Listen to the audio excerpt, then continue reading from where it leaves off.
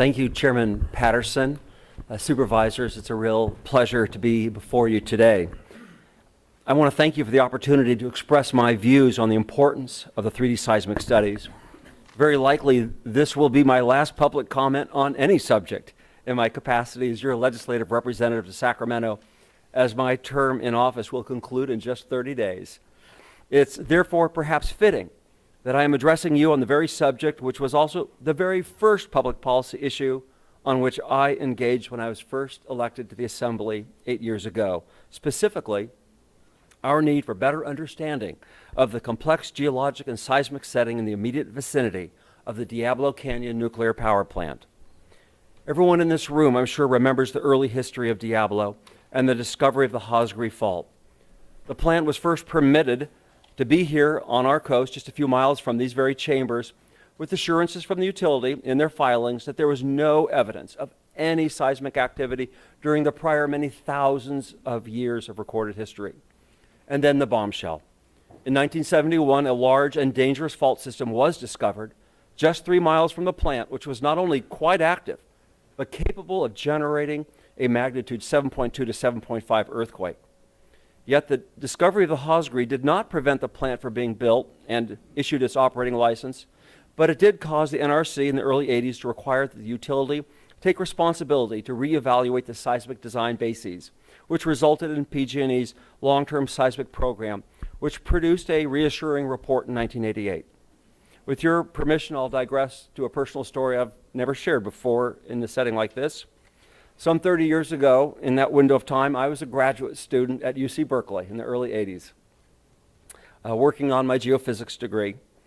And one day as I was in the halls, a fellow geophysics student pulled me aside and presented to me a letter that he said he'd pulled off a faculty member's desk, a letter from PG&E to this faculty member regarding Diablo. Probably wasn't terribly professional for this fellow student to take the letter off the desk, but I guess those things happen. He showed it to me. The letter offered to contract with his faculty member to perform research if he was able to provide evidence that the nuclear power plant was safe from potential seismic hazard. As a youthful and evidently very naive student, I was shocked by the possibility that opinions of Cal Berkeley faculty could be essentially obtained in such a manner, and because I believed research by scientists should be performed without any effort to produce any preordained outcome, one way or the other. That research should always be driven by the facts, not by the will, the direction, or the interests of any funder. Well, I was sufficiently upset that I scheduled a meeting with the head of my department there at the university. Again, I wasn't too smart back then. We met and I brought forward my complaints. I thought it felt like a quid pro quo, that he had a duty to protect the reputation of the institution. My concerns, I expressed them, didn't make me very popular with the faculty up at Berkeley. And the head of the department told me in no uncertain terms 30 years ago that the utility had every right to hire the very best advocates money could buy, and those advocates should marshal all the scientific evidence available to support their views. He went on to say that the other side enjoyed the exact same right, and this was how the system was intended to work. I objected to his views of advocacy science and then pointed out that even if such a system were defensible in theory, it couldn't possibly work in practice because my little community back in San Luis Obispo had no such advocates. We had no such budget. We had no such expertise to ensure that the other views were developed and presented in an equal way. Needless to say, as a student up there in the powerful halls of academia, I lost that argument. But almost 25 years later, I found myself representing this community as your elected representative in Sacramento. And my first act as an assemblyman was to publicly activate for the utilization of state-of-the-art geophysical technologies to obtain unbiased answers to questions that should have honestly been asked decades ago. What is the true exposure of this coastal nuclear power plant to damage due to ground motion produced by nearby offshore faults? I was deeply gratified in 2006 when the legislature passed and Governor Schwarzenegger signed AB 1632, which called for the California Energy Commission to assess these risks. Then in 2007, while the commission was engaged in these studies, An offshore earthquake on a relatively poorly understood fault badly damaged the world's largest nuclear power plant. This is in 2007 on the west coast of Japan. The epicenter of this magnitude 6.6 earthquake was 15 miles from the coastal plant, 5 times greater than the Hosgri is from Diablo.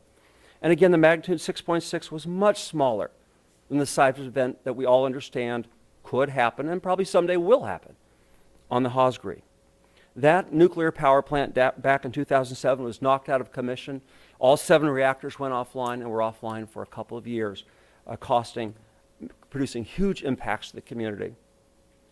Now, that offshore earthquake provided critical information to the California Energy Commission while they were performing their study.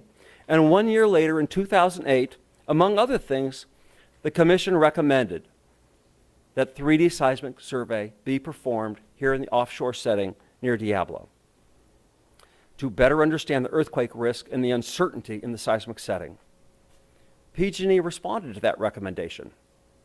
Here's what they said in their letter, quote, "We believe there is no uncertainty regarding the seismic setting and hazard at the Diablo Canyon site," unquote. Ironically, just 3 weeks after that letter was submitted, the shoreline fault, some 25 kilometers in length, was discovered just 600 meters offshore from the nuclear power plant.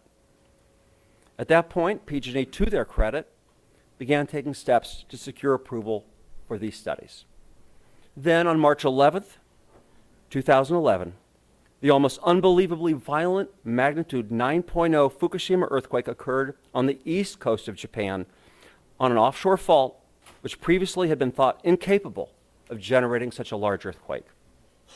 The nearby coastal nuclear reactors were badly damaged by the offshore earthquake and then ultimately destroyed by the fires, explosions, and core meltdown resulting from the loss of cooling caused by the flooding, which knocked out backup generators. During the following months, NRC suspended their relicensing effort to allow PG&E time to obtain better information about the seismic hazards facing their community, facing their facility. And now, here we are. It's almost 49 years since the utility first proposed placing nuclear reactors in the Nipomo Dunes back in 1963, for those of you who remember way back when.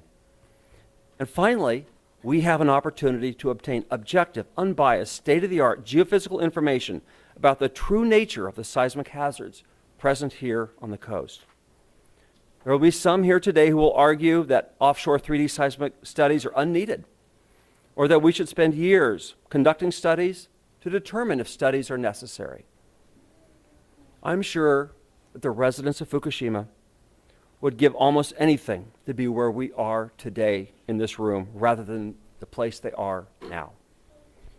In Japan, the fishing industry has been devastated, with 40% of the fish caught in the northeast coast of Japan unfit for human consumption due to radiation levels. Cod, flounder, halibut, pollock, skate, and sole from the waters in question could be off limit for literally a decade or more.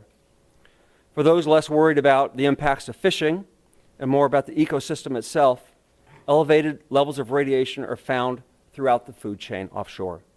And of course, the devastation extended well beyond the marine impacts to include the thousands forced to abandon their homes inside the exclusion zone. I believe history will not be kind to our memory if we let this opportunity slip through our fingers, as these reactors will most likely be operating for decades and decades to come. And the high-level nuclear waste will be present in the spent fuel pools for many more decades after this plant ceases to operate at some point in the future.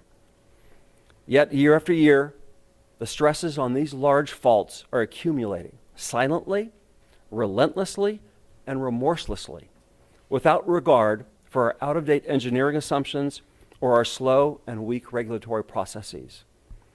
As supervisors elected to represent our community, it is only right that you listen earnestly to those who will argue against these studies based on financial or environmental impacts. Nonetheless, I would argue that your highest duty is to the safety of our citizenry. There may very well be no greater threat to the lives, families, properties, and yes, also our natural environment than the many faults surrounding and adjacent to the nuclear power plant in our community. I therefore urge the board to insist that these studies be performed with as little delay as possible. We simply don't know when the accumulating stresses on these faults will cause one or more of them to fail with potentially deadly results. If delay is necessary to ensure that a high-quality survey is conducted, and I do share many of Supervisor Gibson's concerns, I would at least urge that those studies be initiated as soon as feasibly practicable and as soon as these issues are addressed, so that we can be sure that the regulators have accurate, unbiased information, the information they need to make prudent decisions that affect the safety of us all. Thank you. Okay, very good. Thank you, Senator Blakeslee.